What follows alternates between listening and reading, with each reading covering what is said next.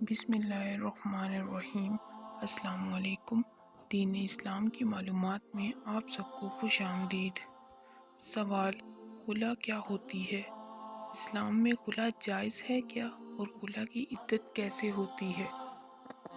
جواب: شریعت میں عقد نکاح کو ختم کرنے کے جو 2 طریقے ہیں، ان میں سے طریقہ خلا بھی ہے۔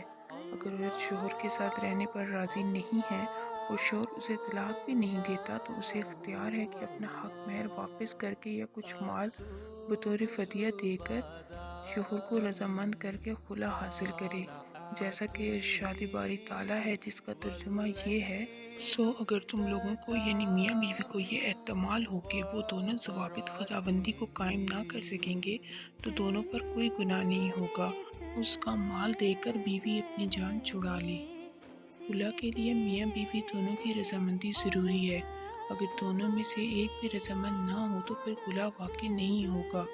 جس طرح طلاق کے بعد عدت ہوتی ہے، اسی طرح خلا کے بعد بھی عدت لازم ہے، اور وہ عورت جسے ماہواری آتی ہو، خلا یا طلاق کی صورت میں جدائی کے بعد اس کی عدت 3 ماہواریاں ہے۔